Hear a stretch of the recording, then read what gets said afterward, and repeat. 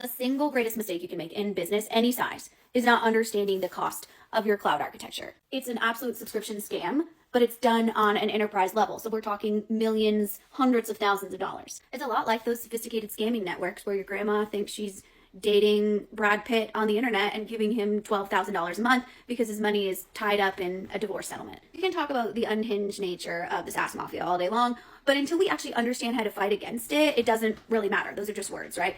So what we're going to do in this video is I'm going to actually walk you through an example of how cloud total cost of ownership can absolutely tank your business. So a midsize logistic firm was running all of its core system on-premise system for about $15K a month. And this $15K included infrastructure and operating costs. Their leadership team is like, hey, it's a really hard time to be a logistics company. We need to be more flexible. We need more data. We need a bigger, more sophisticated, mature tech architecture, all great things. Oh, and by the way, moving to Azure is going to save us money.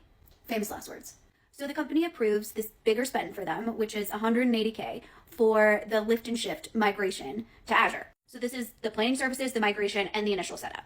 So here's a big issue with this. A lot of times, especially in Azure migration, when you invest in a lift and shift, that just means that you're moving your workloads from your computer to somebody else's computer, because that's basically what cloud is. There's minimal re-architecture, allegedly. Never seen that happen, but that's how it's sold. And they're like, hey, we're on Azure's pay-as-you-go model, so it's still going to be a la carte to our needs, and it's going to ultimately save us money. So they're a few months into this project, and they're getting these bills of around $45K a month versus what they were spending, which was $15K with their on-prem system. They were expecting savings from that, if you remember. They're over here like, what the hell's happening? This is way too expensive. We can't afford this. So this is how they get you a lot of times, especially when we're talking about lift and shift, which is just a sales term. It never works. So this means moving VMs as is, right, to the cloud. Minimal changes to architecture, sizing operations, etc. This includes bringing all those old inefficiencies with you, which is going to cost you more. Big old stinky static servers, you've got a 24/7 environment, you've got huge backup habits.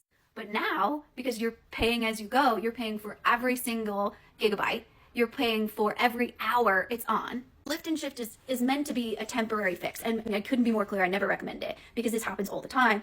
Workflows are not optimized, we don't have any automations in there. All of a sudden we don't bring in the phase 2 savings that we were sold on. The cloud is being used like this overbuilt, always on rented data center when it should be, as they bought, an elastic, more right-sized platform. So let's break down this completely wasted layer, right? We've got the oversized VMs, which are 4 to 5K a month. Always on, right, is costing us the 6 to 8K a month.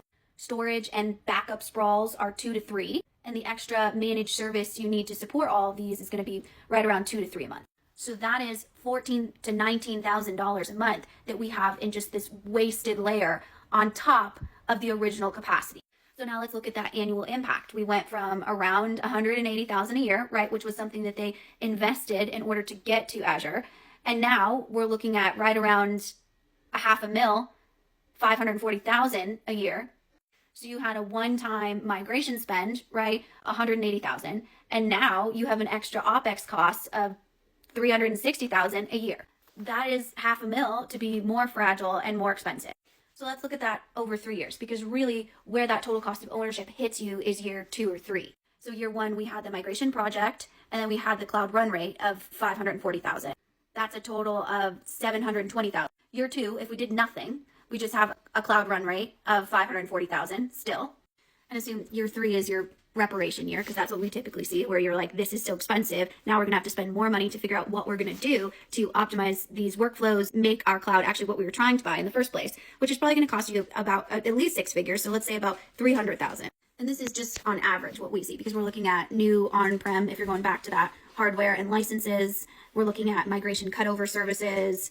We're looking at IT labor and backfill is a big one. Say you had just stayed on your path for 3 years, then you would have been at that same 180,000, and that's about, again, $500,000 in 3 years, which you would have spent. And then we have the cloud reparation path, which is going to take us well over $2 million. So you really spent 1.5 or more on this project because the sales process wasn't clear to you. So what does this actually mean for us? The cloud is not automatically cheaper. That is lies from $1 billion marketing machine. Good architecture and discipline saves money, not the cloud. Lift and shift is so vendors can get you on their cloud subscription faster. Don't you think they'd rather have 45,000 from you a month instead of 15? Yes, absolutely they would. Lift and shift is how they get you there faster. If you treat the cloud like a rented data center, then that's absolutely how it will behave. More line items and completely wild, insane, unhinged, unpredictable costs. The hidden cost is not the cloud, it's the lack of cloud maturity. It only works when you have automation, governance, cost controls, engineering maturity, in-house IT competencies, all of those things that it's not just something that you just turn on and go like vendors sell it.